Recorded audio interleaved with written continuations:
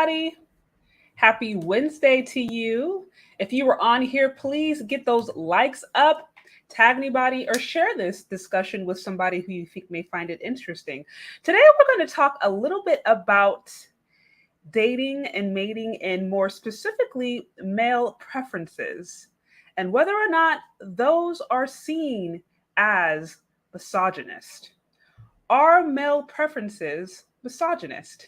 So if you are here, get those likes up, tag it.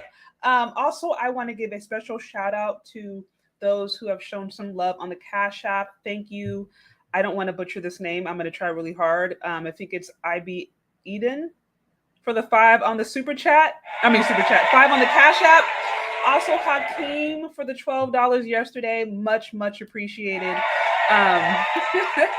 Much appreciated. If you're here again, get those likes up. Also, if you would like to show support to the show, please do. You can find me either on CashApp or VENMO, CHezCharde. I also appreciate super chat. So anyways, I wanted to touch upon this topic really quick. This idea of male preferences and dating preferences, and basically what men say that they want. And I think it's generally understood now, probably among men, that women don't really care what women don't really care what men want. They just don't.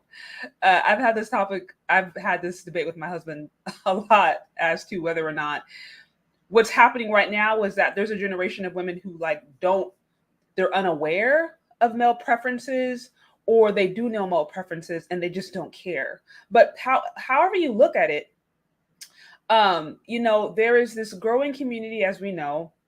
The Manosphere, for example, it's giving voice. It's giving voice to what men want. It's giving voice to what they feel.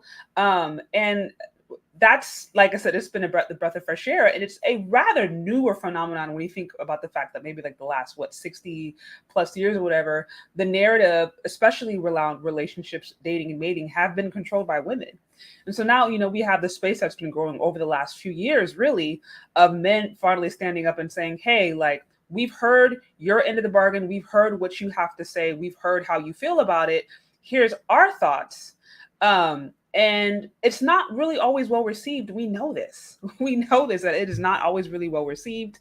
And in many cases, it is considered, sometimes it can be considered misogynist. So, here's my take. I feel like when I look at what's happening on in the female space in YouTube and in this social media in general versus what's happening in the male space, it seems to me like there is a lot of reactionary conversation, right? There's a lot of men out there, rightfully so, who at the end of the day, they're just fed up. They are over it. They're like women in the West, American women, however you want to put it.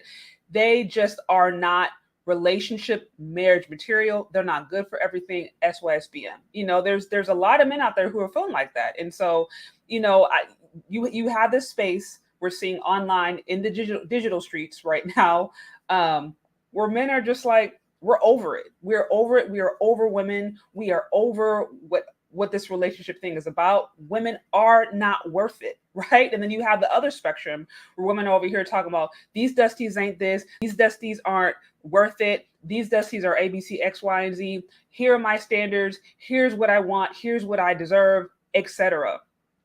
And to me, sometimes it seems very, very, very reactionary because as a person, right, as a person who was married, I would never tell a woman to ever get in a relationship with a guy where, they're going to be abused. That is common sense, right? But at the same token, now we're in some of these male spaces, we are seeing men who are, some of them are just butthurt, but a lot of them, in my humble opinion, I think are actually saying things that are valid. Not all of them. Like I said, there are some of them where it's just like, you are just bitter, or you just have had bad luck with women. That exist. But many of them, I think, are actually saying things that are valid, that should be listened to, or at the very least should be taken into accountability. But we're not seeing it be, I think, widely received yet among the female population. If you are on here, please get those likes up, tag anybody on this discussion who you think may find it interesting. I'm talking just a little bit about male preferences, just my take on male preferences right now and how it is being received. So with that, y'all know we still live in a post-feminist society where, feminism and all of the advances and all of the ideology associated with that is alive and well. And what that means is that there's just certain things that are not supposed to be done. There are certain things that are not supposed to be said. There are certain things that are not supposed to be even addressed. And to me, what it seems like is, while again, there are activities and there are behaviors that can be considered as misogynist, like, right, I'm not saying that a woman should be in a physically abusive relationship. I would never promote that. I wouldn't say a woman getting in a relationship with a guy who is a serial cheater. I would never promote that. So like, that's bad. But at the same time, is it wrong for men to stand up and say, listen, you've made it clear for us all these years what you want. You've made it clear to us that you don't want no broke dusty. You want a man that can provide. You want a man that can, that is successful. You want a man that has money in the bank. You want a man that has a good job. You want a man that's out on your level or above your level. You want a man that's at least 6 feet, 6'6", 6 inches, 6 feet, 6 figures. You've made it clear to us what you want. You have made it clear over the last few decades. Men know what women want. Men know what women want. Is it unacceptable? And is it misogynist now for men to stand up and say, okay, we've had decades of you vocalizing what you want. Here is what we want. Is it misogynist if a man says, okay, you want me to bring this amount of money. You want me to bring this amount of financial security. You want me to be on your level economically. Okay, can you at least have a healthy BMI? Is that misogynist? Is it misogynist for men to say, okay, you have made it clear that you want me to pay for 100% of the bills, right? You've made it clear that you want to feel protected. Granted, can you not have any kids out of wedlock? I don't want to date. I don't want to marry a single mother. Is that misogynist? Is it misogynist for men to say, okay, again, you require that I have this amount of assets. You require that I have this home. You require that I, again, make this amount of money. You require that I look this way. Okay. Can you at least know how to cook? I'm just like, is it misogynist for males to have preferences? Are males even allowed to have preferences, right? Or are there preferences that men can express that they are socially acceptable? Or if a man makes it clear that there's anything that he desires, whether it's a woman that's at a particular height, a woman that maybe has this particular shape, this particular skin tone, a woman that isn't above or below a certain size, is that inherently misogynist? Are male preferences inherently misogynist? As I mentioned before, in this society, we've had the last, 5-6 decades, really, at the very least, of women making it very clear what they want. They made it incredibly clear. Men grow up from the womb knowing what a woman desires, romantically, sexually, as far as what can be provided financially. Men know. A lot of women, in my humble opinion, are around here walking around having no idea what men want. Zero idea. And do they even care? And if they did know, like I said, would it be considered misogynist if they found out? So that's my question. That's my question. Again, if you are here, please get those likes up.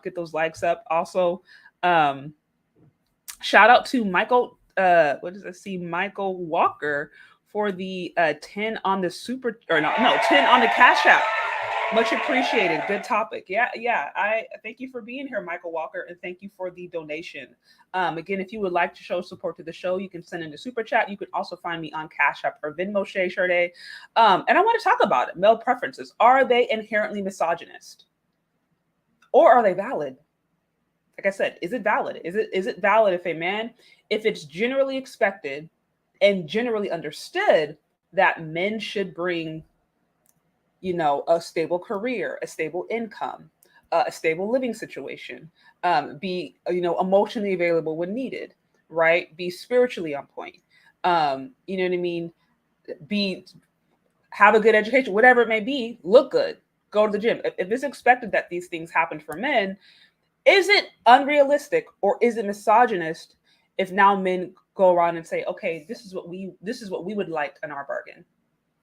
That's my question. So I'm going to open up the call lines for a bit, and I'd like to hear from you guys on this topic because, as I mentioned before, I legitimately, at one point, I'll say this. At one point, I legitimately thought, okay, you know what? There are women out there who I think honestly have no idea what men desire. So that was my belief, and I still believe that to a certain point. But now I'm starting to wonder, okay, is it that there's women out there who don't know what men desire, or is it that they just don't care? And if they hear what they think a man desires, they consider it misogynist, or is it a mixture of both? I don't know. I don't know. But like I said, you guys have all seen recently, within the last few years, and then even recently with Kevin Samuels going on that music video, it's like he's by all intents and purposes now mainstream. So this is the first time, probably in God knows how long, that we've seen somebody who has his ideology, who is really speaking for many men, be in a space that is mainstream. Like, now he doesn't have like a talk show or anything, but I think this is the closest that we've gotten to actually seeing someone who is a man, right? Who represents being a man, who isn't beta, if you will, or isn't simping, for lack of a better term, in the mainstream. We haven't seen this in God knows how long. So yeah, so like I said, I'd like to hear from you if male preferences by default are considered misogynist. If a man saying, I'm willing to accept this side of the bargain. I am willing to be the one that, okay, I will provide, or I will, bring in a stable income. I will, try to look the part. I will keep myself together. I'll do these things. Okay. Can you bring these things to the table? So if you guys have any thoughts on this, I'd love to hear from you, because like I said, I don't pretend to be an expert, but I'm just curious. Or if you guys have ever had an experience where you have openly expressed, men who are listening, if you've ever had experience where you've openly expressed, hey, this is what I would desire in a woman, and it's considered misogynist. And then what is that fine line? What is that fine line? Because, here's my position. I think it's so, like, at the end of the day, nobody gets in a relationship because they're not getting something out of it.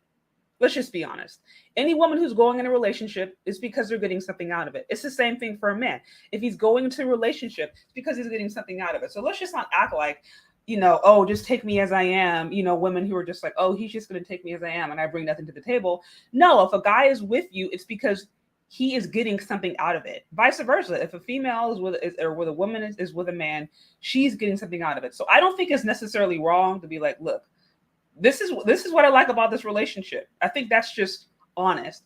But me personally, when I think if it becomes exploitative, right? For example, like if you're a woman and you're with a guy solely for his income, solely because he can provide you for a financial security or provide you money, but now you're cheating on him, right? You're cheating on with the guy that you really are attracted to sexually, or you disrespect him, or you lie on him. I'm like, that to me, okay, that's misandrous. That is misandrous behavior.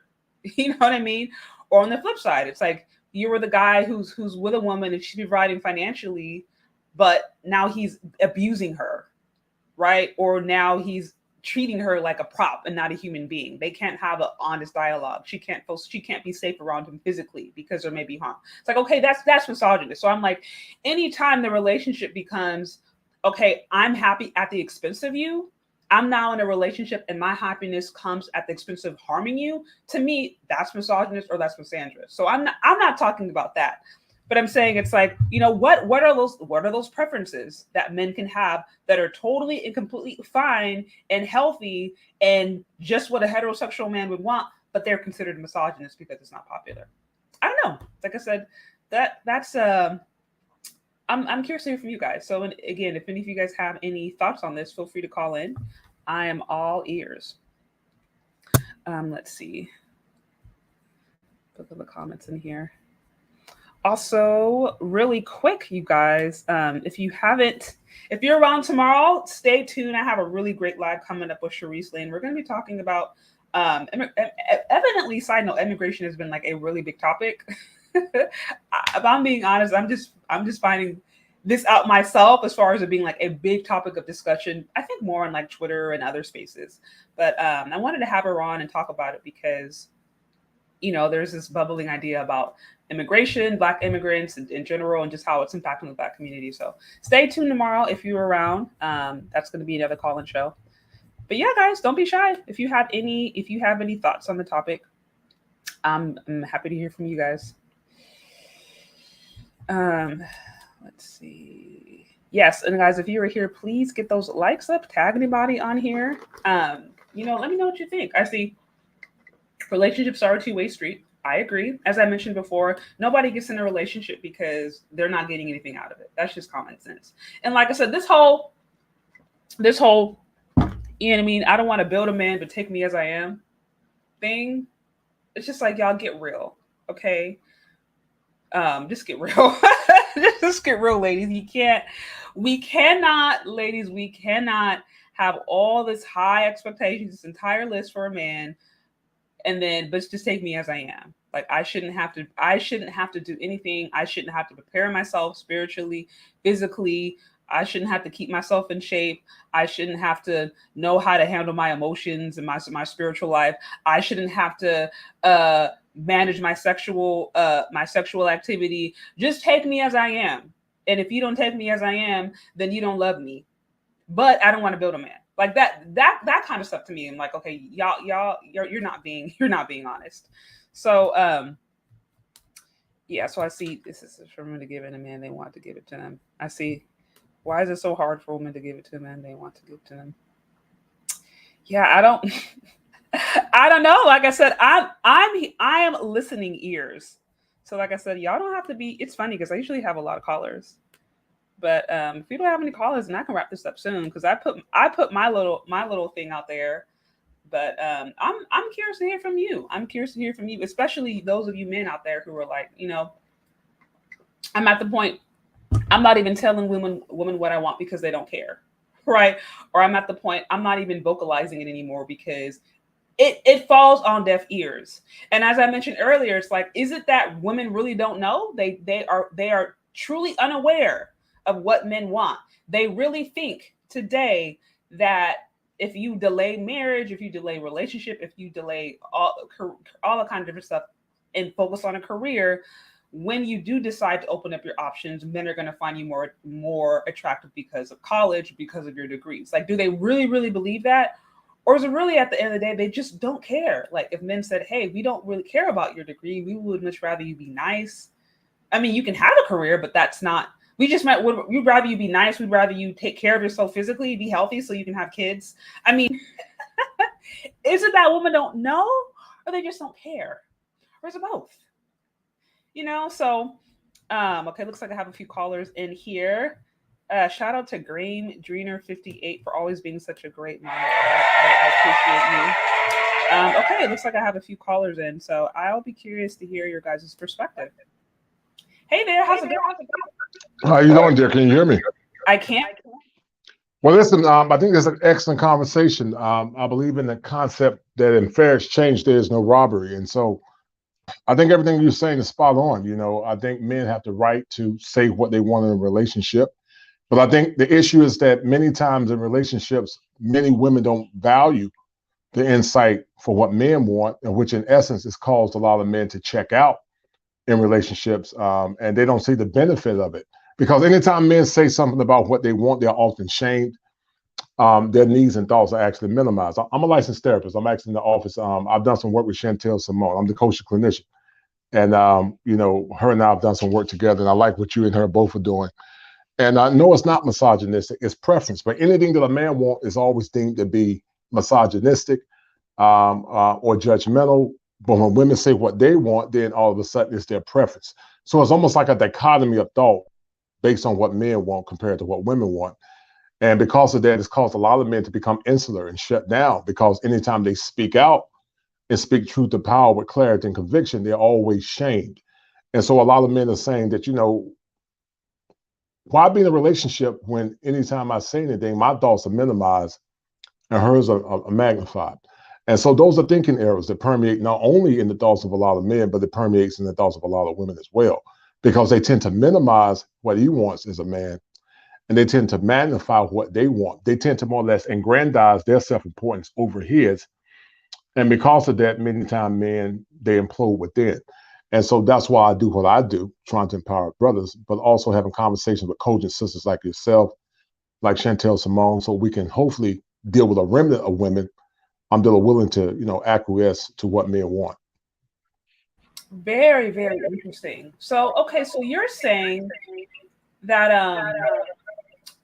well, I guess a couple of things. So it looks like I'm hearing a bit of an echo here. Let me see. I'm gonna turn this on a bit. Okay, so you're saying that in essence, men, because they're so used to being their emotions are not validated, right? They're not taken into consideration. Now it's at the point where it's like men now are just giving up. They're like, I'm not even going to try anymore. Right. It's almost similar to what the British had back in the past. It's called taxation without representation. I did a show called Taxation Without Representation and the Mental Breaking of the American Male. And basically what that means, what's your name again? How do I say your name? CHARDE. Miss CHARDE. The whole purpose of that is that men feel like they are commodities only to be subjugated. Commodities only to be more or less used to more or less assuage what a woman wants, instead of there being some type of neutrality where the man and woman both benefits. Relationships are homogenous. He got a benefit, she got a benefit. But if she's the only one benefiting, then it's not a true relationship. It's a dictatorship. And, I tell my men, I tell, women too, that if you protect his ego, he will protect you as relates to love and protection. But if you always putting your needs and your wants first without considering what he wants as a man, then you're not going to get the best version of that man. Men are at their best when they feel like they're optimized to be synchronized with a woman that's considering what they want. But if you always put his needs in the back burner, then he's not going to get his needs met. And sadly, I think many modern men have been so, how can I say it, emasculated that many defer their power in relationships. And what I've learned is that men only respect power and strength in relationships. That's all men respect. Women respect. Women want a man that they can look up to. And that's why a lot of times you see it magnified or more or less manifest in height. I'm 6'6". And so a lot of times women want a man that they can look up to, but also they want a man that they can look up to, somebody that can hold her accountable. Love her when she's wrong. Love her when she's right, but check her when she's wrong. And I think a lot of American women are not used to masculine men that, that are kind when he needs to be kind, but he can become masculine when he's become masculine as well. And so when you protect his ego, then he'll protect you in other ways. But the question remains, are modern women willing to do that? That's the question. Well, and I think you hit on some really, really good key points. First, okay, I'm sorry. I have no idea why I'm having this echo. It's really bothering me. I don't know if it's me or you. I'm on my phone at work, but let me see. Oh, you know what? I think I know what it is. 1 second. I'm gonna mute everybody else who is okay. Have some. Fine, no problem. Okay, let me see. Okay, so I'm gonna mute you just in the meantime, and then when you're ready to speak, unmute, because I think it may be feedback from hearing. But so like I said, I think you hit on some really, really, really interesting points, right? And it's funny that you mentioned as far as what women actually want, because I've talked to my husband about this a lot, where we may see like, for example, we can think of like the Derek Jackson types, right? Which is like the ideal man that everyone wants, right? Tall, muscular, good looking, saying all those sweet, genuine things. But at the end of the day, he would tell me, he was like, women don't really like guys like that. At the end of the day, they may like initially may like them, but a guy who's pandering to them, they get bored. Like, women innately want real men who know how to hold boundaries, who have a vision, who know how to put them in check. You know what I mean? Like, not necessarily beating them, but who know how to be a man. It's like women actually want that. Now, they may say otherwise. They may portray like they want this kind of beta male kind of persona, for lack of a better term. But at the end of the day, they don't respect those kind of men. They don't. So it's interesting that you're making that point of like, one of the reasons women will go after maybe a taller guy, or guys that maybe have what we considered more dominant masculine traits. Now, sometimes they can be toxic masculine, but still they're going after this certain idea because they do want to be protected. They do want to feel like, you know, they're going to have that leader. But at the same time, you know, you hit also a good point of like, can women even really handle that today? And I would argue that because I think we live in a culture right now where we are taught as if men and women are the same, which I don't believe. I don't believe equality necessarily means sameness. And right now, for whatever reason, we see things positioned as if, oh, men and women can do the same thing. Woman can do it, a man can do it. That's not true. But I think as a result of that, now it's like, I think you have women who are trying to put themselves in certain places or operate in certain capacities that they're not meant to. And as a result, it can be emasculating, in my humble opinion. I think it can maybe step on the toes of a man, even in a relationship, and that can cause all kind of weird dynamics. But that's just my take on it. Hold tight. Oh, you there? Big guy, hit the mute button. You there? Yes, can you hear me? Okay, yeah, I can. Well, listen, that's part of liberal indoctrination, Chez. You know, it's part of liberal indoctrination. I believe succinctly the men and women are equal in human essence. They're equal in human essence, but they're not equal in role and design. You know, and, you know, I went to a very elite school, but I love my alma mater, but my alma mater did not more or less change who I was as a man. I'm a licensed therapist, but I've always said in the past that I'm a man before I'm a therapist. You know, my profession does not supersede my masculinity as a man. And the great conundrum is this, or the quandary is this, because men can't feel like they're masculine within the confines of America. Men are doing one or two things. The men that have money and status. I actually just talked to a young brother that I talked to with consultation. He's actually in Brazil right now. He's literally in Brazil. And so the men that have the money that travel, the professional men, they're exploring their options outside of the country. They don't see the need to continue to deal with cantankerous women. It's not that they don't want women here in America. They want sisters here in America. But what they're saying is that their time is precious. And so, you know, they want a woman that's willing to protect his six as a man. If she's not willing to do that, what those men are saying is that they're going to get their needs met outside of the confines of the United States. Because in the clinical world, CHARDE, needs drive behaviors. Needs drive behaviors. In behavior modification, in order to have what's called a symbiotic relationship, he must benefit and she must benefit as well. But see, what happens in modern times, Chez, is this.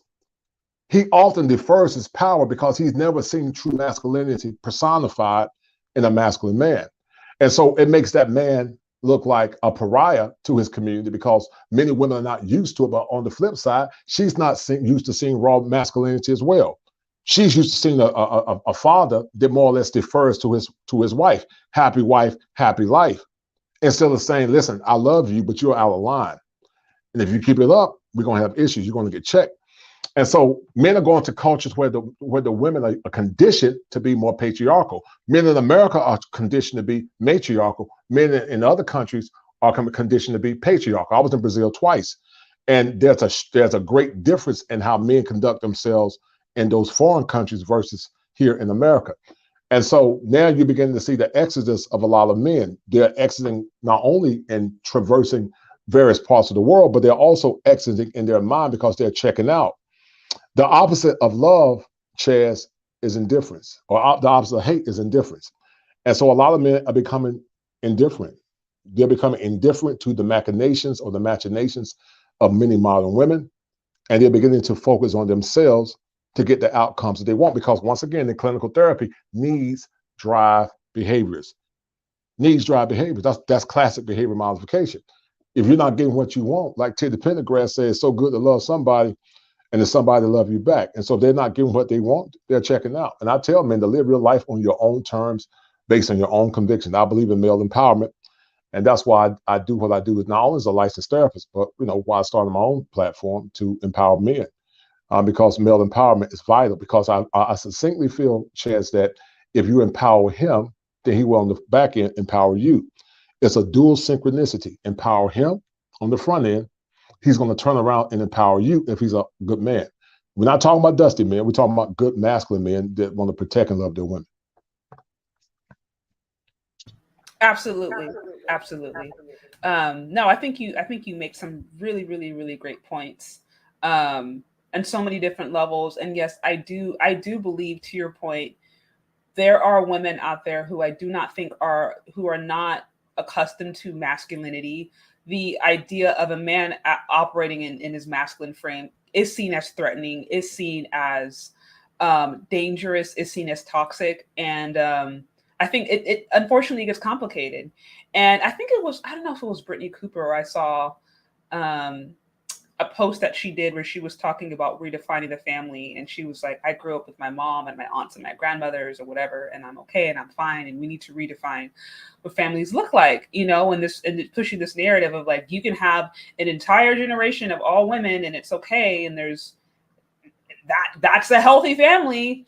And I'm like, in what scenario, in what functioning healthy culture do we see 50% of the population essentially being oppressed? And that's healthy, or being suppressed at the very least. Because I'm like, I know sometimes people find themselves in situations where, okay, God, the father isn't there for some reason. That happens, but I'm like, I don't know that we should celebrate that as this is healthy, as this is just as normal, as just as functional as a 2-parent household where a man and a woman is there, because it's just simply not. I don't care how you try to spin it. I don't care how you try to make it.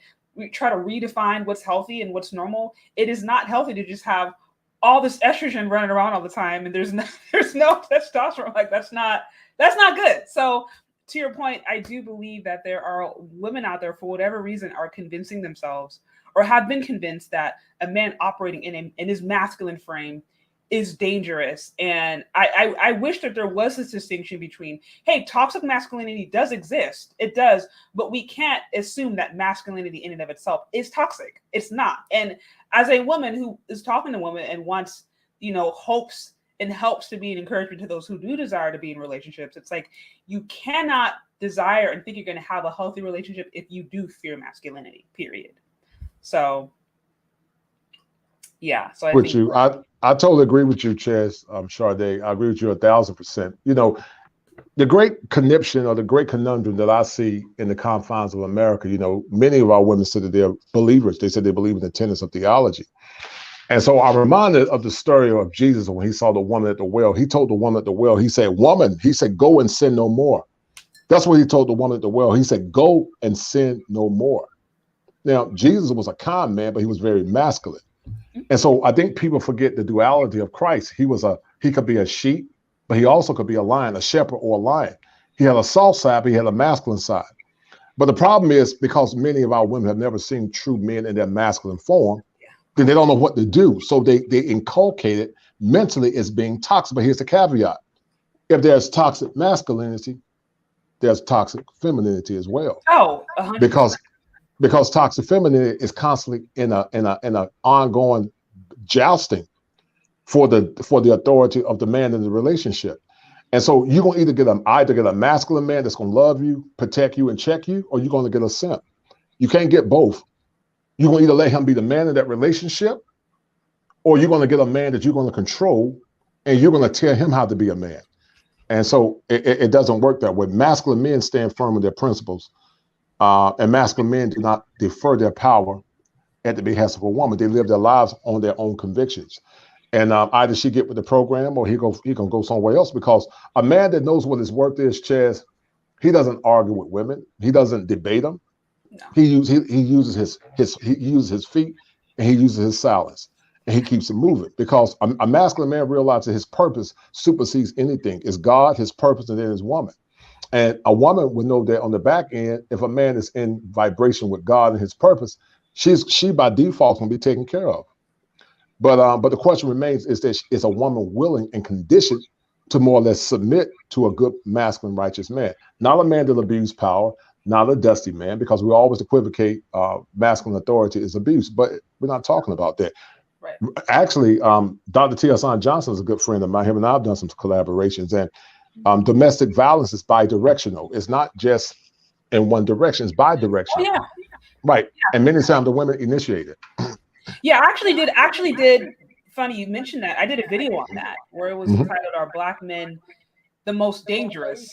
Right. And I was surprised when I looked at some of the different data out there to find that, to Right. your point, it is bidirectional. And this is across all ethnic groups. It wasn't just like All ethnic groups. Yes, yes, ma'am. Right. You're 1,000% correct, Chez. Because the old trope is this. It's always the mistering of the black man in America. But I've always said, Chez, that domestic issues were never just endemic to black men. It's an ethnic group. It's an ethnic phenomenon where Indians have been complicit in domestic issues. European men have been complicit in domestic issues, and black men as well. But we tend to equivocate all bad things associated with abuse with black men. We paint a broad stroke and say all black men kill their women with femicide, and they abuse their women. And that's a thinking error called overgeneralization. That's a thinking error, and it's been permeating, Chez, in our society for a long time. I would say as early as the 90s that black men were incompetent, black men were not good, black men hurt and abuse their women. And so once again, it's the ongoing trope, what I call this karmic cycle, where when men say, I want a woman that's in shape, I don't want a woman that has kids by any men, I don't want a woman that's been ran through, then all of a sudden, he's a bad man. Men got desires too. I did a show in the past called The Man is the Prize Catcher. Men determine what they deem to be worthy in the relationship. Either she's his prize or she's not. Because water seeks its own level. Shout out to BGS Itmore and Ron Wills. Water seeks its own level. Either you are or you not. Now, you can be the prize in your head, but only he determines if you are the prize. But see, the problem is, Chez, so many men have compromised their power because they don't know what their worth is. They have been conditioned to be subjugates of the woman instead of standing firm in their masculinity. It's negative socialization. And until men go back and do a deconstructive mechanism by more or less using cognitive restructuring, then they will continue to be victims of their own peril, but also victims of their own ignorance. So men have to be rewired. They have to change that maladaptive schema that they have. And then they're going to start getting the outcomes that they deserve. The good men. I'm not talking about dusty men, but good quality functional brothers that are good men. They want good women. Because, there are women that get mad at men that travel abroad. But I'm like, you don't even want them. You don't want the men that you hate. I would say at least 70, over 50% of men are invisible to most women, because most women want the top tier men. They look down their nose on the average guy. So there are women in other countries that would love to take a good average brother, show him love. Don't see cooking as being a slave. Yeah, you're absolutely right there. And it's funny. I was doing a oh, looks like we have the mic. Yeah, I was doing a actually interview a little earlier today with a gentleman. We were talking about submission, specifically submission for women of faith, what that means. And in there, the topic came up of how I think so oftentimes women are assuming that if you're submitting, you're automatically going to be in a situation where you're going to be abused, you're going to be misused, you're going to be taken disadvantage of, like just all these different things. And going back to the idea that masculinity is toxic, and I'm like, no, there needs to be a distinction. Submission is for your protection as a woman, right? Submission is actually for your benefit, and in very many ways it can bring alleviation. But also, yeah, don't choose a dusty man. Don't choose a murderer. Like you literally have women out there who are influencers talking about, I'm not going to date a guy unless he has at least 3 bodies. Like, yeah, if you submit to a guy like that, then what are you expecting? But assuming you're with a good man that has good qualities, submission, there should no be fear associated with that. That is a natural byproduct of a man and a woman that are operating in their God-given role. So again, I think you hit the nail on the head there of I think a lot of this stuff is just fear driven. Because people did grow up with traumatic situations. They did grow up where they saw mom and dad fighting. Maybe they did see a dad who was abusive. Maybe they saw a woman who was abusive, whatever. And instead of processing that and dealing with the fact that, like, hey, this was my family dynamic, this is what was happening and going on in my family, now somehow that becomes everybody else is guilty of the same thing. And then to your point, we know that there's also media and different things that do promote certain narratives for monetary purposes, for racial purposes, all of that. But we do ourselves a great disservice, I think, as women, when we assume that a masculine man is to be feared, and not making a distinction between what is a true good masculine man and what is a toxic masculine man, because they're not the same.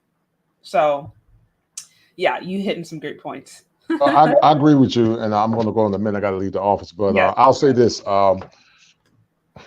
You're right. Some of it is vicarious trauma. Some of it's vicarious trauma where the child lived through the trauma of her mother. You know, in the clinical world, we call it transference. You know, transference means, when the client transfers some of their negative associations towards the therapist. But also, Chez, let's not get it twisted. Some of it is rebellion. Fair. Some of it's rebellion. True. No, absolutely. It's rebellion. Some of it's rebellion. We always want to equivocate everything with trauma. Everything is not trauma. A lot of it is rebellion, and some of it's trauma. And so, it's what the old theologians call original sin. It's this ongoing war within the hearts of men and women where they want to vie for power in the relationship. Mm-hmm. And so one of the two things is going to happen. Masculine men are not going to continue to argue with hard-headed women. A man that knows what his worth is, he don't keep arguing. Don't get me wrong, it's harder for men once they get into relationships to exit it because of no-fault divorce, and the legal system is very onerous to many men. But I think wise men, what they do, ChezCharde, is this: once they find out that they have a way out, they start devising an exit strategy, and at some point they just get rid of it, because your time on this earth is limited, and men need peace. And most men don't want to be in a home where the woman is very quarrelsome and contentious. I tell women all the time that women have more power than they really realize. You're a married woman, so you're doing something right. But I tell women that when you use your feminine energy to more or less push your husband to become the best version of himself, you're going to get the benefits of you being a kind, submissive woman. But the problem is most women don't understand how to acquiesce or more or less use their feminine oscillation to help that man become the better version of himself. Men need a cheerleader in the relationship, but a lot of men are saying that they're not getting that, and because of that, Chez, a lot of men are just checking out. They don't see the benefit of marriage. And a lot of guys get married for what? What am I getting married for? Women that have had a lot of fun. Women that got kids by multiple men, overweight, don't listen. And so guys are saying, why would I invest in something that's not going to be worth me investing in? So let me focus on my steps, stack my paper, keep my body in check, and just travel. And that's what men are doing now. It's becoming a silent revolution where men are beginning to wake up. They're beginning to know what their worth is.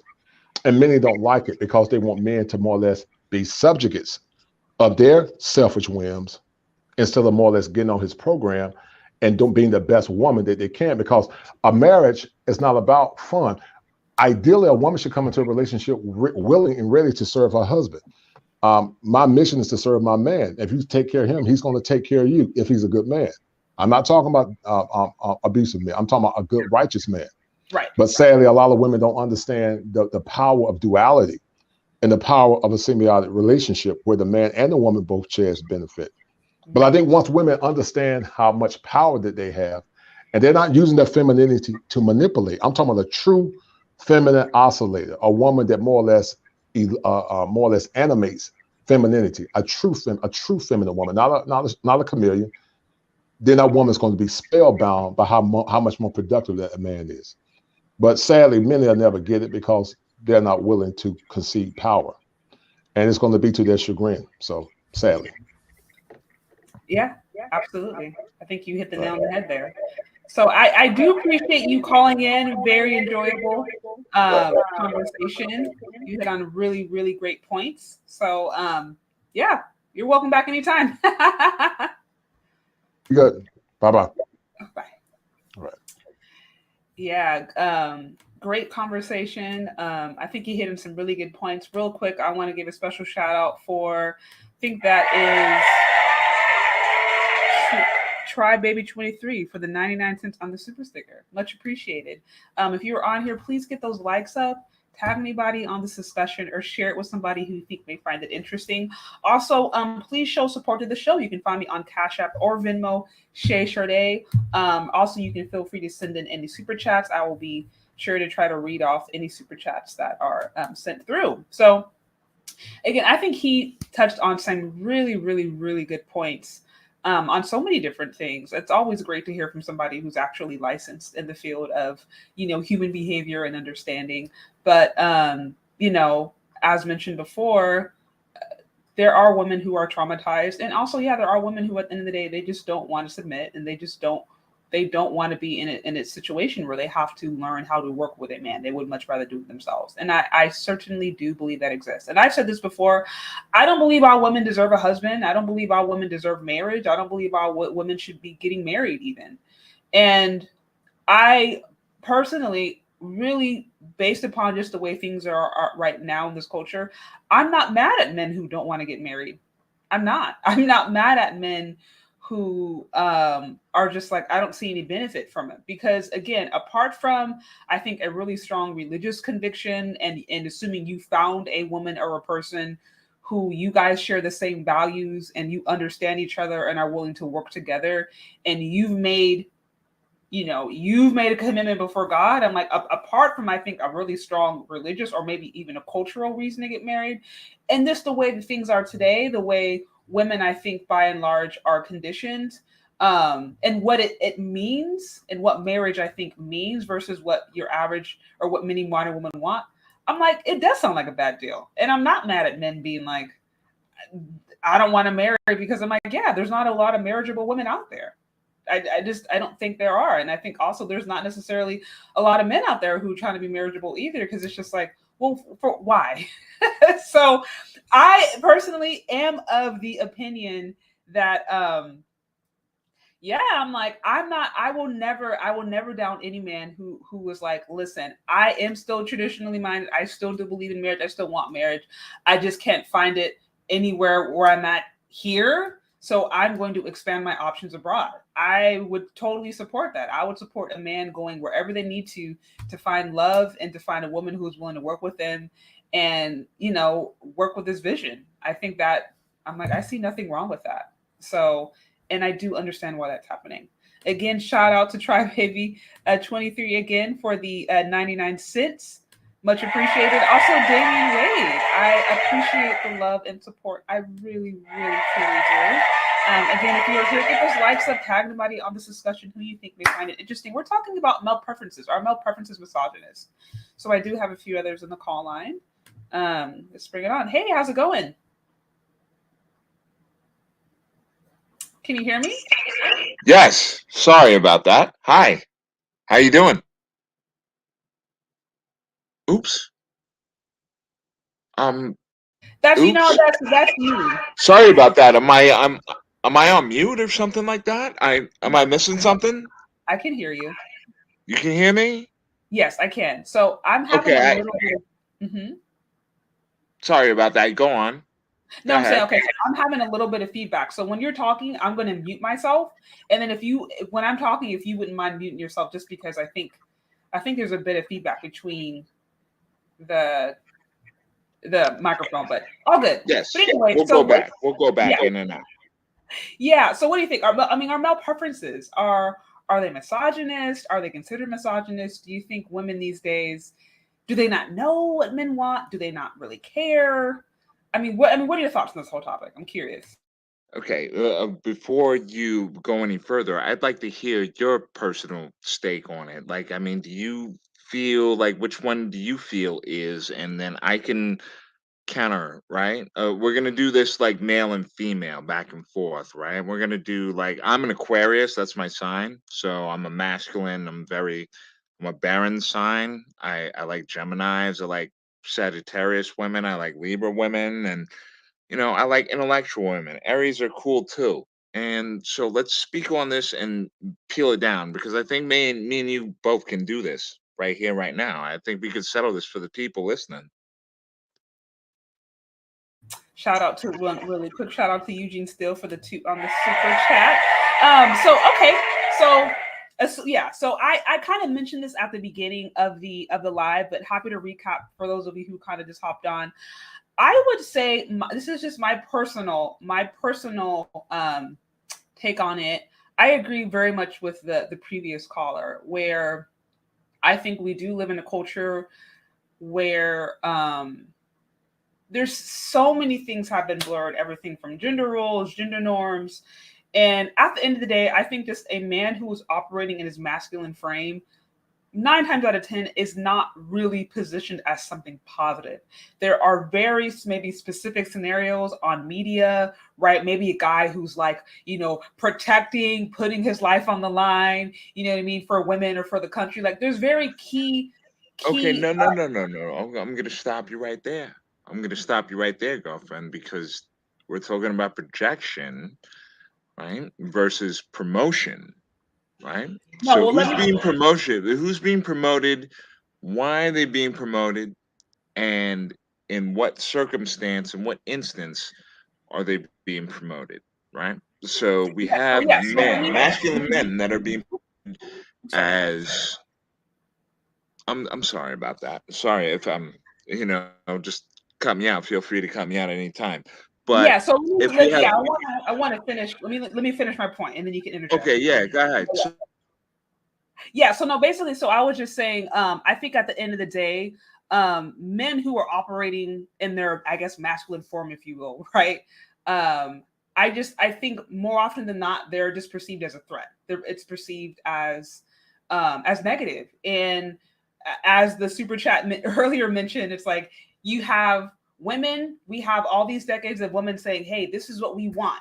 Right? We want a man who can provide. We want what 666, 6-pack, 6 figures, 6 inches, 6 feet, whatever, right? We want all these things. And so we have all these decades of women expressing and there being different channels to actually promote that. And I think the male side for a very long time has essentially been suppressed. And so now when you have men coming up and saying, okay, if I'm going to accept that deal, fine. What about this? What about bringing this to the table? And I think right.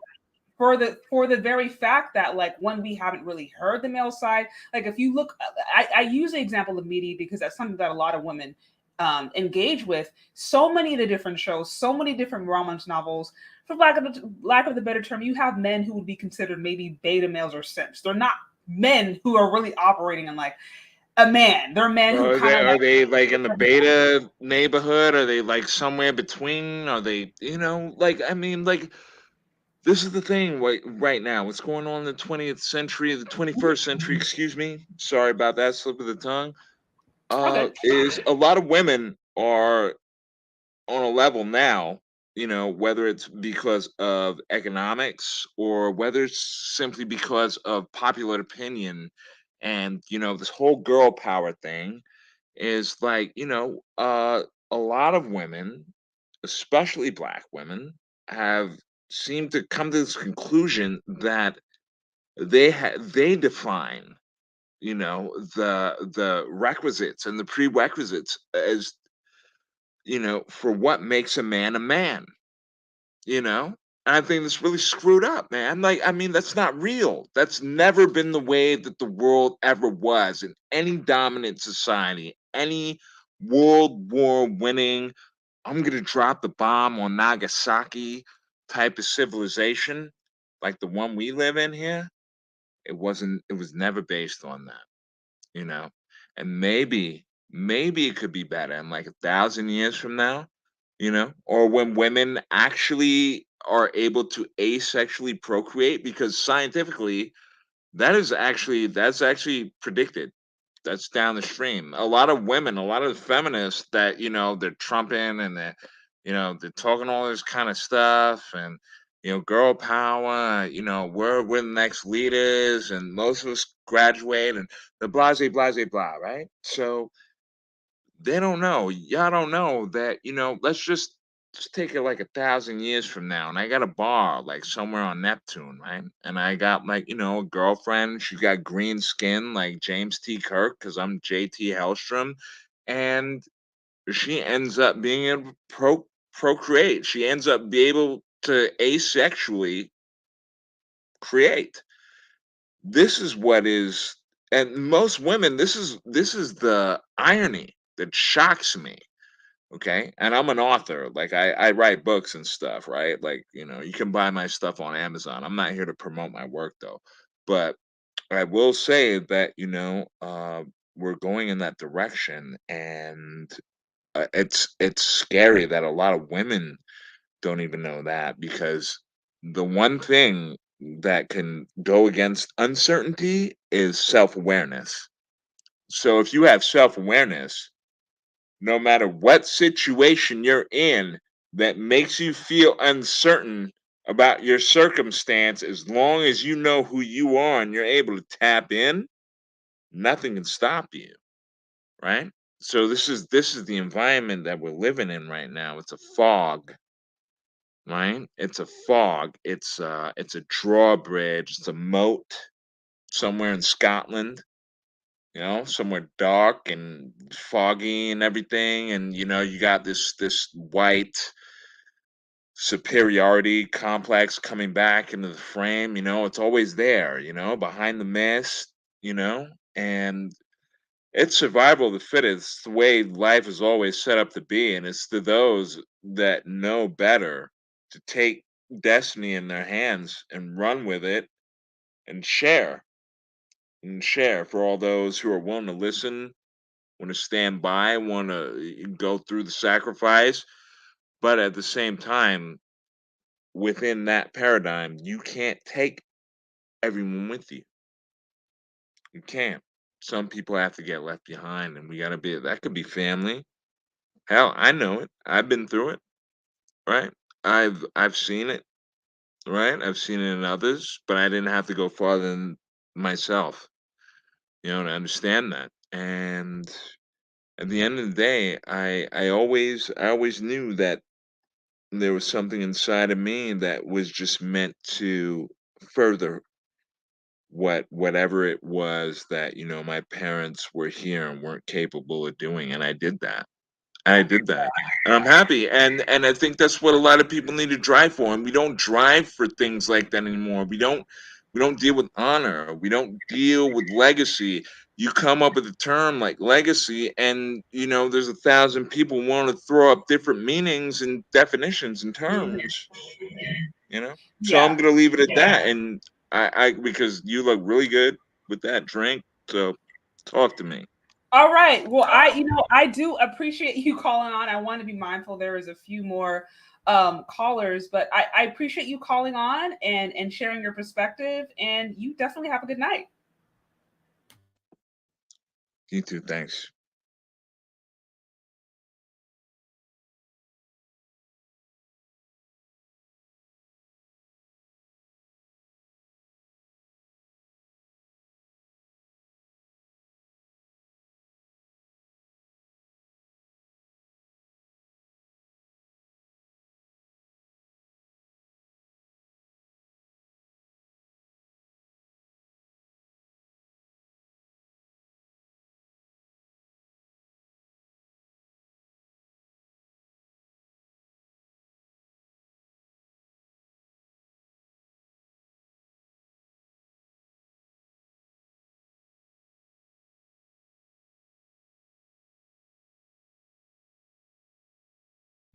Oh, I have no sound. Yes, yes, yes, yes. Love when that happens. Been talking to myself. Anyways, I was just saying, if you're here, get those likes up, have anybody on this discussion who you think may find it interesting. I appreciate the super chats, however big or small, very much appreciated. Also, you can find me on CASHAPP or VENMO to show support to the show. Okay, sound. Yes, please do. So we've been talking about male preferences and whether male preferences are inherently misogynist.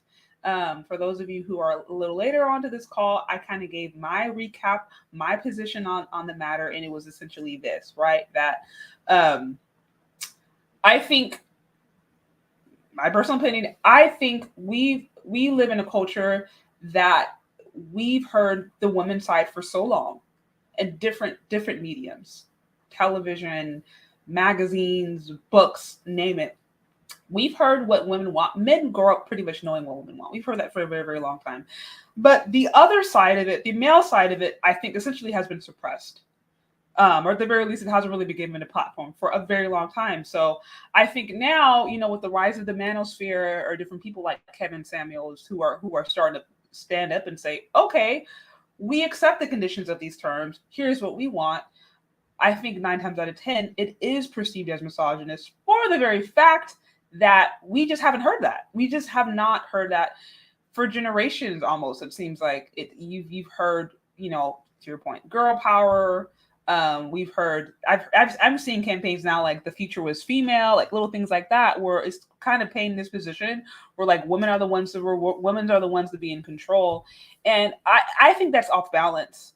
I see nothing wrong with a woman stating her preference. I see nothing wrong with a man stating her preference. But I think, unfortunately, just because of the way this society, or at the very least, the media and different things that kind of drive the thinking of different women, it is gynocentric. It is focused on females. I think women at the end of the day are not really taught, unless they come from maybe a strong cultural base, a strong religious base, their own family things. Just culturally, they're not taught to respect men. It just is what it is. A man operating in his, I think, actual God-given masculine frame can be seen as a threat. And I made the distinction again that there is a difference between, I think, true masculinity, true healthy godly masculinity, and toxic masculinity. And so often they are portrayed as identical. So often I think this conversation becomes that masculinity in and of itself is toxic. And I think that, in my personal opinion, again, that is what starts to promote this idea that if a man states what he wants in a relationship, if a man states what he desires, it can be seen as misogynist. When at the end of the day, I think there are just things that naturally women want. There are things that naturally men want.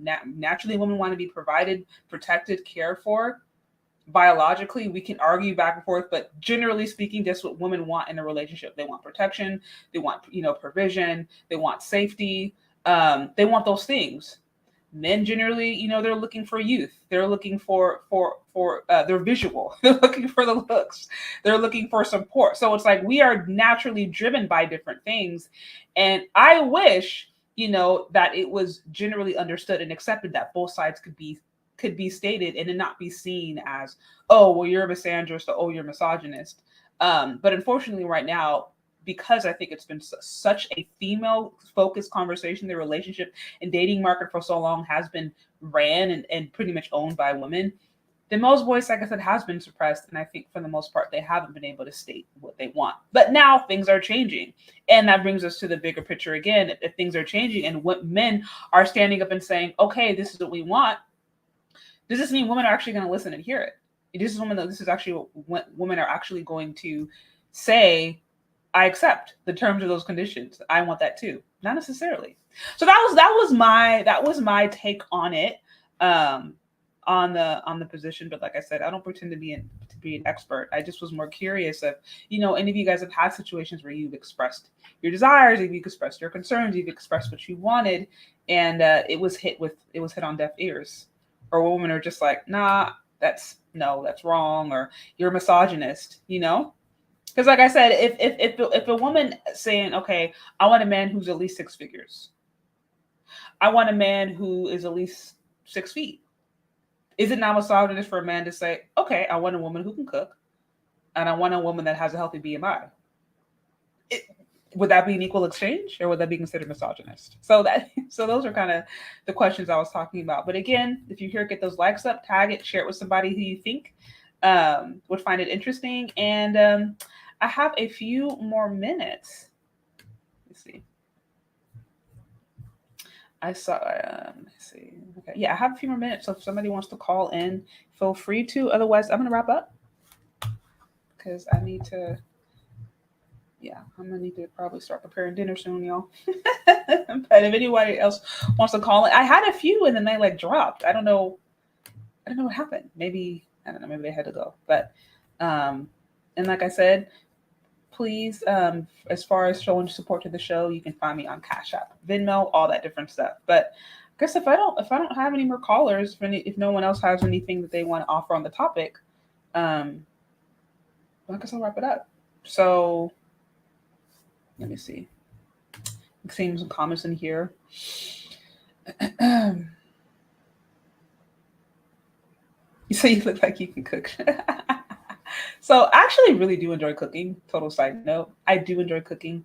I don't enjoy dishes, but I do like cooking. So eventually, the hope will be to maybe have some more videos dedicated to cooking. You know, the thing about it though, it's funny is I have like a few cooking videos, and there's just certain things in there that just don't tend to get a lot of content or don't tend to get a lot of views. So I try to balance, okay, what I just have to balance like what I focus on, you know, because it's just me.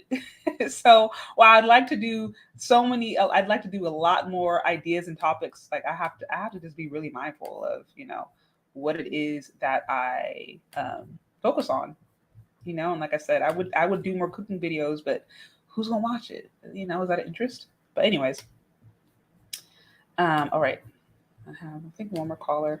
Hey there, how's it going? I'm good. You can hear me? Yeah, I can hear you. All right. As far as the your stance on it, I completely agree with it. I guess my thing was the question is, you were kind of asking essentially, will they listen? And I think unfortunately we're at a point right now where they don't have to. Unfortunately, there's no ultimate consequence. Like there was a viral video where they were talking about, what would you like, a 9-to-5, a scammer, or a drug dealer? Mm-hmm. And, you know, of course, I hate to say of course, but a lot of them chose the drug dealer and the scammer. And it took me a minute to kind of understand why. And a lot of people like, oh, they love the Pookie and Ray Rays. But at the end of the day, if you really think about it, like peel back the layers, what's the consequence of dealing with a Pookie and a Ray Ray? You're not going to get arrested. You get the money, and then if he gets locked up, you just get another Pookie and a Ray Ray. Yeah. Yep. Facts. So it's like, will they listen? More than likely not, because they don't have to. You know, we have a lot of women out here that have the perception of education, the perception of wisdom, the perception of money. You know, you got women that are taking spirit flights to Aruba, but you know, oh God, struggle spirit. I mean, get it how you live. You know, they got a nice purse, they got nice clothing, this, that, and the third, lashes done, but you know, they don't know how they're gonna pay rent. So it's just a big game of illusion, and unfortunately, they're blinded. And I just, thankfully, we have conversations like this. Thankfully, we have conversations on a bigger platform as a Kevin Samuels. Not whether you agree with him or not. It's just you get to hear what we have to say for us, as opposed to Black women constantly speaking for us and telling us what we think and what we feel. So will they listen? I don't think so, unfortunately, because there's nothing holding them back. You know, I think it's going to be curious. I'm going to be curious to see how the economy progresses over the next 15, 20 years, because I remember there's this one Kevin Samuels video where it was a young girl, and she basically was just like, we don't need to listen to y'all because we got our own money or something like that. I don't remember why. You may know what I'm talking about. And Kevin Samuels was like, like a pink hoodie, and she was like, we don't have to smile. We don't need you no more, or something of that nature. Yeah, he was like, thank you for being honest. And so I do think, you know, to a certain extent, while there's the illusion of independence and the single boss babe level up stuff, that will persist. But I think, you know, if the economy continues in the way that it's going, eventually the illusion has to crack. And this is partially why I have, you know, conversations like this. I've had other conversations that are looking at, you know, what are women actually making? What are people actually making in general? What's happening with the, you know, the businesses? What's happening with the amount of school debt? Like the actual real day-to-day reality of what women go through. Because unfortunately, I think it's in the space online, especially female spaces, we see a lot of cute stuff like, oh, how to be feminine in your pink dress, and how to make cookies, and how to do feminine makeup, which I don't see there's anything wrong with that per se. But I'm like, but actually that's not necessarily dealing with real life. And then I talked about this yesterday, like the celebrity worship culture, where the things that go viral, in my humble opinion, don't actually deal with the reality of what people are experiencing every day. And most women right now today are not doing well. Most Americans aren't. So to speak to that, my bad, I didn't mean to cut you off like that. To speak to that though, when you say the celebrity worship culture, I was actually having a conversation with my best friend, his wife. She's young, she's 27, just had a kid, about 6 months old. And as the conversations that we were having, she was saying that although she's proud of what she's done, she's proud of starting a family young, it is very hard for her because she feels like in this culture, she can somewhat feel like a failure. Because at the end of the day, she feels like all these other girls are shaming her, essentially saying, well, you wasted your time. Why are you not traveling? Why are you not getting to the bag? You know, there is no hashtag of, hey, girl, go start a family. There is no hashtag of, go get a husband. It's hot girl summer, get the bread and head and leave. So it's a lot for them to deal with. I can understand that. But also when you were saying eventually it has to crack, I mean, at what point will it crack? Because from what I've seen, I'm 28, so I'm not the oldest person. I'm not the most wise. But from what I've seen women click up to such an extent that men don't exist. So not only can you think of potential government assistance, but if you need somebody to hold your kid or something, you can call your homegirl. You know, y'all can figure it out. Like y'all can stick together. So I haven't seen a situation where a woman is completely reliant by herself ever. It's always been some type of sisterhood, cult, like everybody got everybody. No. So to be more clear, do I think women who refuse to acknowledge reality, will they come to a point where they humble themselves and say, hey, you know what, maybe I haven't figured it all out? Like, do I think that's going to happen in a mass scale? I don't know about that. Maybe what I'm saying the illusion has to crack is, this is kind of, I made like a post a few months ago where I was just like, I'll be curious to see if, you know, maybe in the next few decades, we start to see a push for polygamy. Because the reason being, I don't know that women are ever going to want to lower their standards. I just think they might be willing to try to negotiate how they get it met. But I don't know if a woman will ever be like, okay, if I want a, you know, a man that makes 6 figures or 7 figures, if they would now be willing to just be like, okay, I'm happy marrying somebody next door, or if they'd rather be like, oh, I'd rather share a billionaire. So I tend to think some women, I think at the end of the day, they're always going to have the illusion. We've seen this in the pandemic where I'm like, how is there a pandemic? And they were talking about evictions and single mothers being the most likely to be evicted, all these things. And then you go online and it's like, oh, here's how to be hypergamous. Here's how to level up. Here's how to boss up. So I'm like, it hasn't hit them yet. And I guess when I say the illusion has to fall, I guess I'm thinking more to the extent of, if they continue to hold on their illusion, they might just have, they might have to navigate, they may have to, what's the word? Like adapt. Like I said, okay, instead of saying, okay, well, because now that, you know, women aren't willing to share for the most part, but if it gets to the point where it's just like, okay, they see it's so dire out here, they don't have any other options. And maybe it's like, okay, well, but maybe that's wild because they do. They share the baby daddies. They share the like they're already in poly relationships. Even when they got their homegirl in their business, she a part of the relationship too. Y'all already poly. What's the problem? I don't get it. I don't get it. Like I said, I am for women wanting to live their best lives. I am, but I'm for women actually living their life, not living a fantasy, right? Or comparing the lives to a fantasy. And unfortunately, I think we have a lot of that going on. And then that is what seeps into some of these unrealistic expectations, some of the lack of understanding of what it does take to have a good relationship. Like I think it is kind of like a ripple effect. So that's why I would easily support any man who's just like, I really do want a good wife. And by the way, I'm having a really hard time finding it here. I know a few men in my life right now who are just like, I'm probably going to have to find my wife overseas. And I'm like, do it. Like, if you can't, if you're having a hard time, if you tried time and time again, you're talking dating websites, church events, youth groups, conferences. Like if you're hitting a stalemate, go abroad and find somebody who you believe you can actually build a life with. Yeah.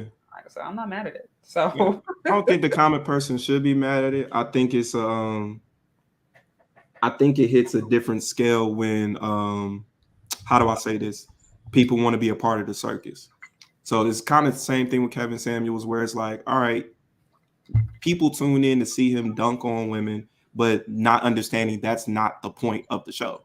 It's not, yeah. And same way with like, oh, you know, we want to travel abroad to see if we can find a better option. It's not, oh, I hate black women, I hate my mother. It's like, well, I tried.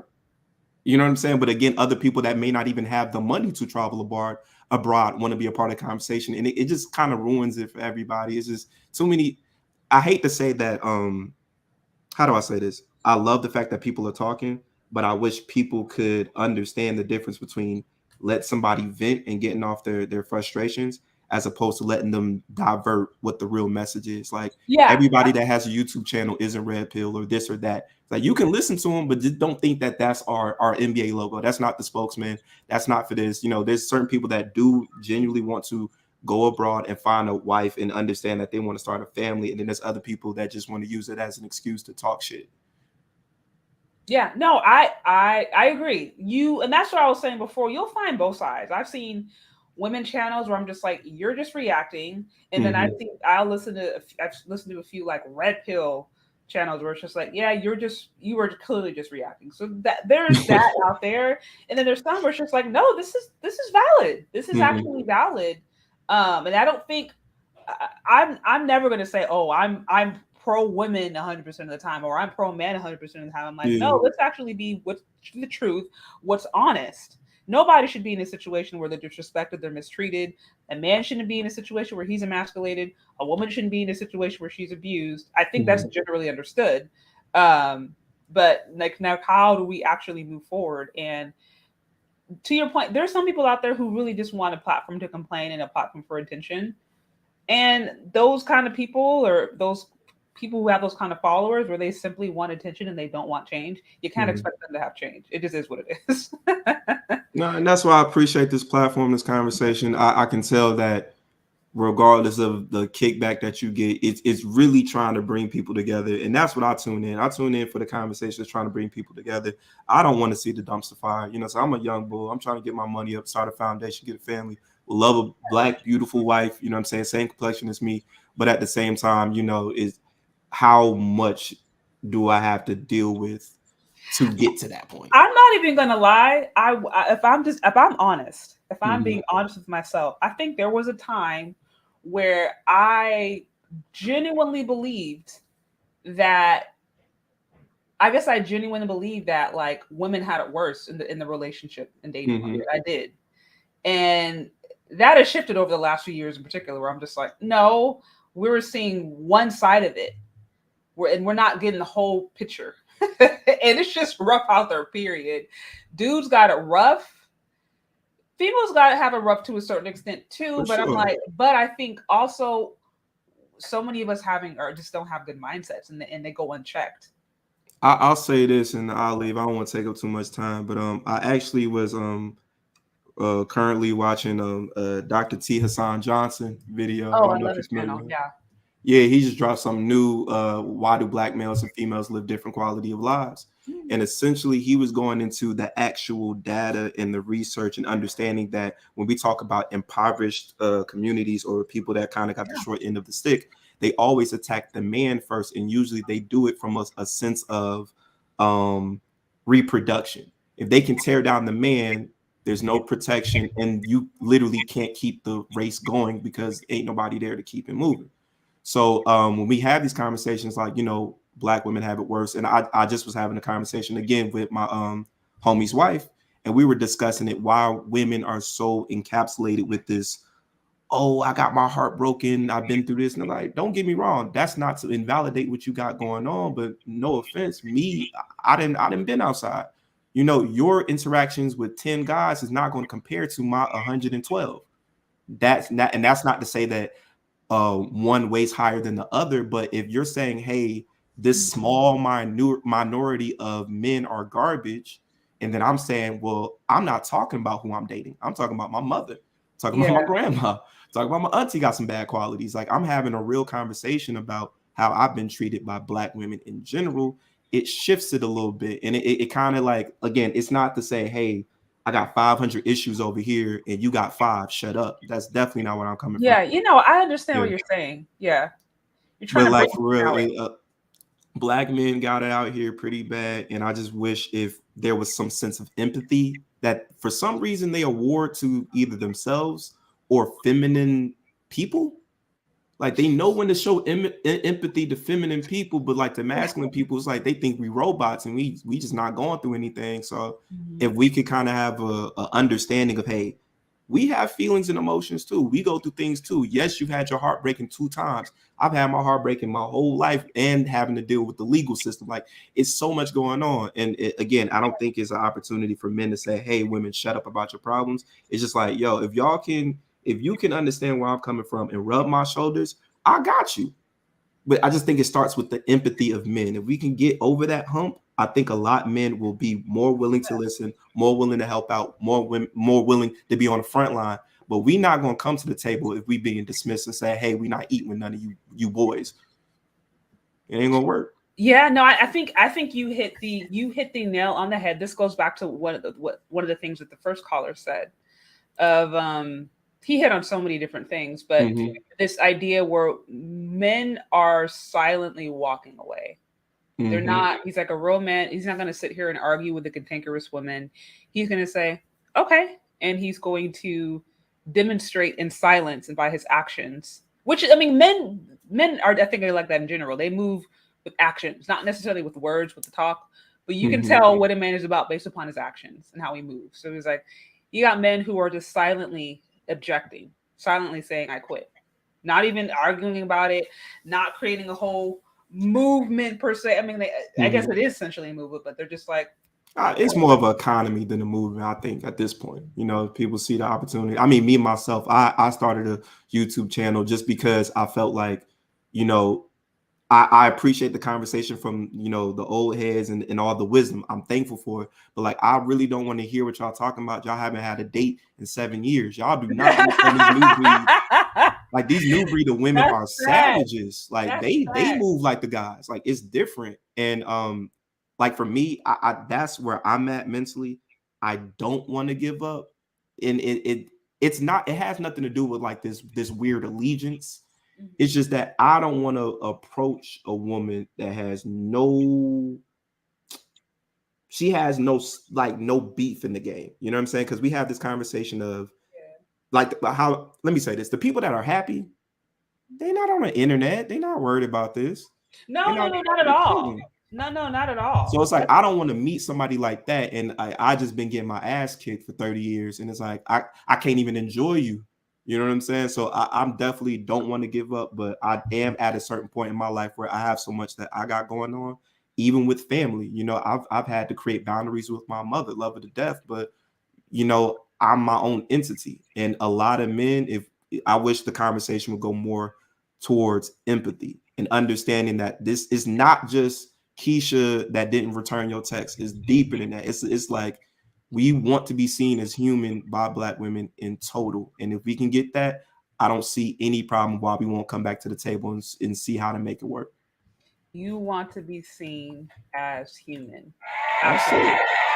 You know what? I had a conversation with my mother a few days ago, and I said something and she's like, oh my gosh, I didn't even think. Somehow we got on the topic of, I don't remember what it was, but somehow we were talking about Black History Month, and I mentioned to her how, you know, and obviously in the times of slavery, how the narrative oftentimes is that the women were being abused, which obviously was taking place. They were being sexually abused, but you know, there were a lot of Black men who were also, and how that was essentially a breaking process that they would do to kind of try to let the plantation know. Yeah, the buck breaking essentially. I haven't seen that movie, but I want to.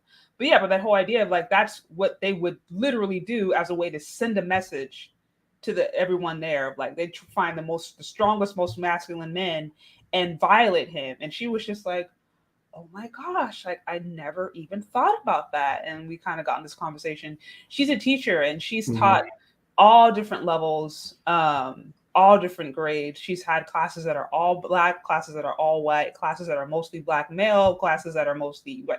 So, and she often talks to me about her different interactions in school and how, you know, even teachers aren't necessarily as accommodating and ingratiating to Black kids, especially Black boys, and how she has to try to do certain things and treat them a certain way so that they are tended to because they're different. But yeah, I remember just having this conversation of just like, and every step of the word, educationally, how we're taught, media, like institutionally, like in every step of the way, there's this idea like, yeah, you're not a man, you're not a human. I mean, again, no disrespect to anybody's political beliefs. I'm not gonna say nothing wild, but like, I mean, my biggest issue, you know, we have these conversations about politics. My biggest issue is with the Black Lives Matter. I don't understand why when we have these conversations, when it comes to government funding, when it comes to assistance, when it comes to, you know, spreading a message, we use men for their statistics, but we don't use them for their voices. So we can get these cardboard signs and we can say, hey, don't kill our Black men, or, you know, they got to deal with systematic racism. But then when he's not up to your standards, he's a bum. Like, what happened to systematic racism? I thought you understood what we've gone through. Mm-hmm. So it's like, in every type of format, from what I've seen, again, I'm only 28, but from every format I've seen the slow, gradual scrub of Black men, even when there's a conversation where somehow we've rewritten slavery and somehow the men was getting beat by the white man and now coming home in the cot and beating the Black women. It's like, where y'all getting these stories from? Cause like it's only, I hate to use the term modern women because I think it's kind of corny, because it's like, of course they're modern, it's 2022. I don't know what you're talking about. Yeah, but it's kind of like a euphemism almost for some. Yeah, like I don't see my Nana saying nothing crazy about Black men. I don't see my grandmother saying nothing crazy about Black men. I'm seeing the consistent, the younger they get, they're getting fed this, he was getting beat by the Black man. We never had that power. We don't even feel comfortable calling y'all the B word half the time. Since when we beating y'all upside the head? Like, where did this come from? We've never had that relationship. Well, yeah, and I think it's safe to assume, because if their whole idea was that, oh, you know, because of slavery, yada, yada, yada, these Black men were doing all this kind of different stuff. I'm not going to sit here, and I'm sure that happened in some capacity, like abuse happens in all other ethnic groups. But let's not also act like Black women weren't affected. So they probably have their own traumatic things that they were doing. Right. If you see, you know, your kids are going to be taken from you any second of the day. Your husband could be sold up any second of the day. Let's not act like there weren't probably behaviors that Black women took on that were equally as traumatized or equally as detrimental. Well, I think that's where we're at right now. Like, when we talk about women being more masculine and at the end of the day, women are just preparing other women for the absence of men. And it started from slavery. You never know when he's going to get tied to a horse and split in half. You never know if he's going to come back into that. You don't know. And then on top of that, you're then further teaching your boys and your sons, hey, don't be super strong. Don't be out for it, because I don't want to see you gone. I want to see you come back home. And it just keeps going. It keeps going. It keeps going to a point where now the women are running the damn thing. And unfortunately, regardless of how much they want the say-so and the power, they don't want the responsibility of it, and they don't want the stress of it. So you got a bunch of women out here mad as hell because they feel like they got to do everything by themselves, and they want the I guess the backing and the support of the Black man, but they're not realizing all the actions is basically saying, hey, Black man, you ain't shit. I don't need you. So how can I support somebody who don't want me there in the first place? Absolutely. No, I mean, like I said, it really does. It does go deep. I mean, the Monahan report speaks to this. I kind of mentioned this a little bit in my video I dropped a few days ago, The False Promise of Black Love Debunked, which was like... It was fire. I liked it. It was straight to the point. Me, when it comes to information, just get straight to the point, man. I like the way you edit. You and Pink Book, the way y'all edit I like it. Straight to the point. I appreciate it. Yeah, that was a... fun. It took a lot of research. I was like, my goal is to start to do more stuff like that. If God willing, I get enough support, I'm able to get enough financial support and stuff, and I want to be able to drop more content like that. That's to the point, informative, informational, and also relevant with, I think, some of the things that are happening today that are, that women are hearing that I think are just blatant propaganda. Not even like, okay, this is her opinion, it's different. It's like, no, this is just blatant propaganda. This is just blatant lies. So, yeah. No, but thank you for the conversation. Thank you for the content, man. I'm going to spin Black next time you have a live. Okay, absolutely. Thanks for calling in. All right, so this has been a fun discussion. Again, if you're here, you can get those likes up before you leave. Please get those likes up. Appreciate all you guys hanging out with me. Also, if you like this show, if you like what this is about, please don't forget to show support. You can find me on CASHAPP or VENMO CHezCharde. I also appreciate super chats, however big or small. This has been a pretty interesting conversation. It's always good to have people call on and share their perspective. Especially, you know, men sharing their perspective when it comes to their dating experience and different things that they have encountered in their efforts to try to get with women. As I mentioned, you know, I'll be honest and say there was a time where I thought that women had it a lot worse, and I have since changed. And I don't necessarily believe that anymore. I do still believe that there are marriageable women, or at the very least marriage-minded women, who maybe they did grow up and they saw things that were bad, they were taught wrong, but they do desire to be different. They do desire different results, and they just don't know where to begin. This is why I'm here. If you know those women, send them over to my channel. This is why we're having those kind of conversations. And there's also a very large amount of women who just strictly don't want to work together. They don't want to get married. They don't want to be marriageable. And those are the kind of women where I'm like, you shouldn't get married. You shouldn't end up with a guy. You should stay over there. And as mentioned before, I support any man who really is trying to build their life, go about the vision God has given them, and wants a wife, and they can't find it where they're at. I'm like, yeah, that's why it's BM. I'm not mad at it. My personal opinion. But as I said before, are male preferences misogynist? I think, unfortunately, sadly, they are perceived as such. They are perceived in the society to be misogynist, just because their voice has been suppressed for so long.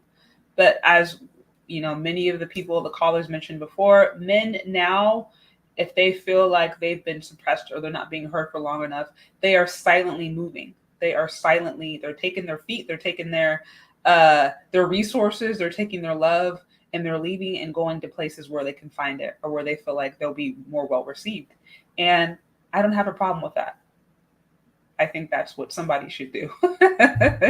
You shouldn't settle on somebody who's not going to be disrespectful. You should go and find any person that can work with you and is worth working with. So those are my thoughts. But anyways, I do appreciate you guys hanging out with me today. Stay tuned tomorrow. I'm going to be having another discussion with Sharice Elaine on whether or not Black immigrants are the problem in the Black community. So that'll be a fun discussion. Again, please don't forget to hit the like button before you leave. Likes are free. Share this with anyone you think may find it interesting. And don't forget to show support to the show. CASHAPP, VENMO, CHezCharde. And I appreciate all the love and the support. And we will talk later. Bye.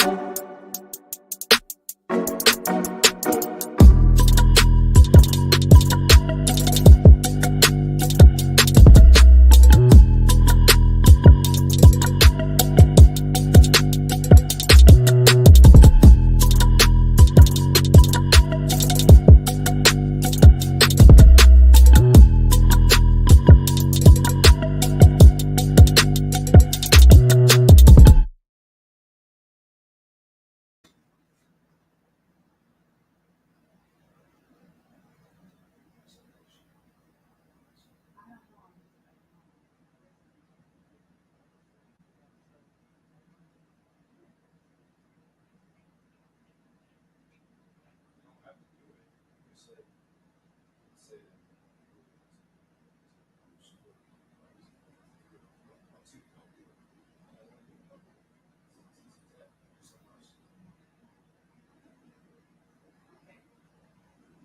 guess I was, kind of trying to work on my But if you're not happy, it don't